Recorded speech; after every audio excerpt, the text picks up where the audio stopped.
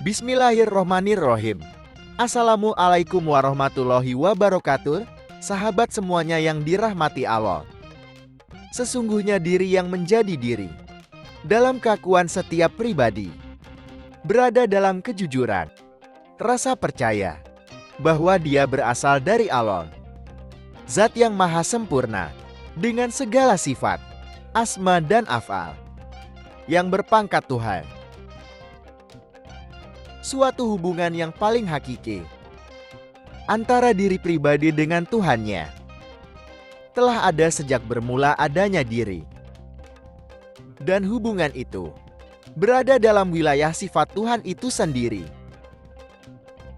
Karena diri berasal dari asalnya diri, maka diri telah membawa sifat dari asalnya diri, yaitu kandungan sifat Allah itu sendiri.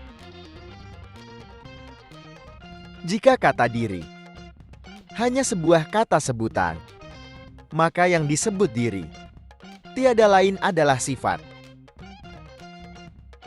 Jika pengertian diri diartikan sama dengan pengertian jiwa atau sukma yang mendekati pengertian ruh, maka seluruh pengertian itu akan mengarah pada penunjukan akan keberadaan sifat semata. Saudaraku yang dirahmati Allah, perhatikan sifat dasar yang menjadi diri, yaitu sifat Allah yang Dia manahkan kepada setiap manusia. Apa dan siapa saja, di mana sifat itu nyata adanya, dalam rasa maupun dalam logika adalah: 1. Sifat hidup hayat. 2. Sifat kuasa kodrat. 3. Sifat kehendak atau ketentuan irodat. 4. Sifat pendengaran. Sama 5 sifat penglihatan basar. 6. Sifat pengetahuan ilmu.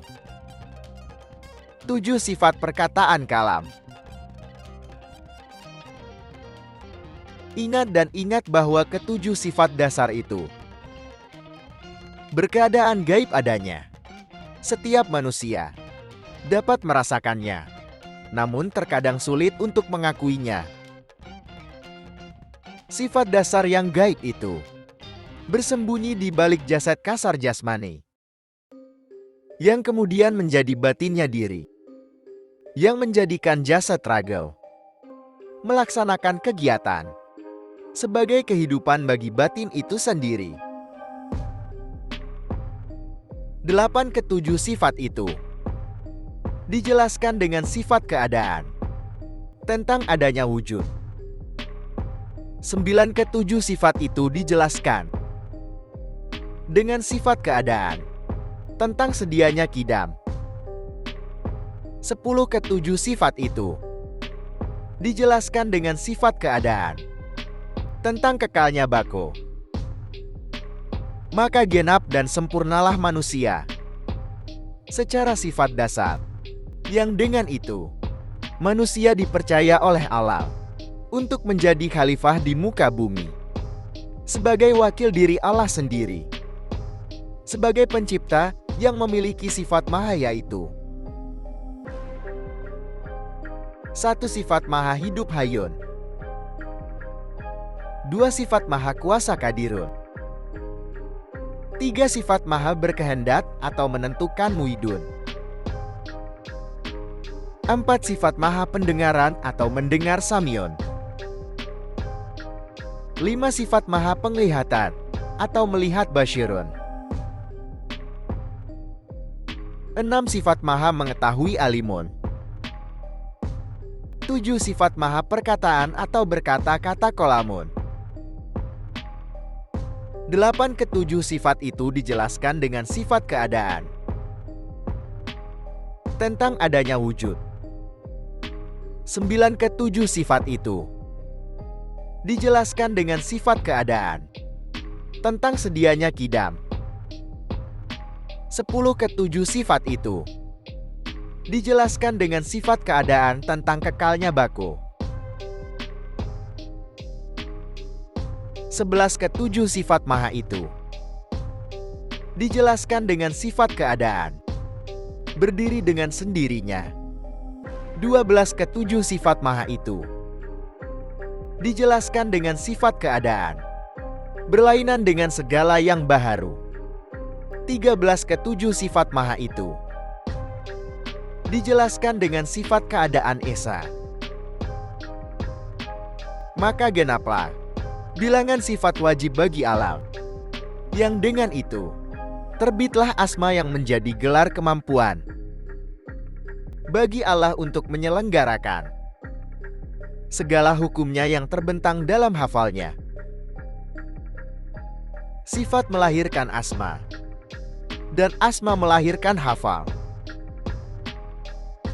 Lalu dari manakah terbitnya sifat asma dan hafal?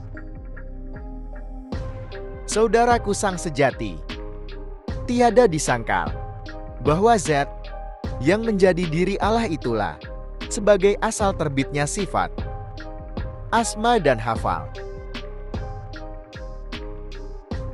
Zat sifat asma hafal. Di dalam zat ada sifat, di dalam sifat ada asma atau gelar kemampuan, dan di dalam asma ada hafal, perbuatan atau sunatullah. Jika sifat bisa dikenal lewat rasa yang dapat dilogikakan, apakah saat juga dapat dirasa dan memiliki logika? Jangan mencari Tuhan, melainkan dalam persaksian, sebagaimana telah terkonsep dalam 2 kalimat yang sah. 2 kalimat syahadat, bahwa manusia dengan Tuhannya terhubung dalam nilai saksi.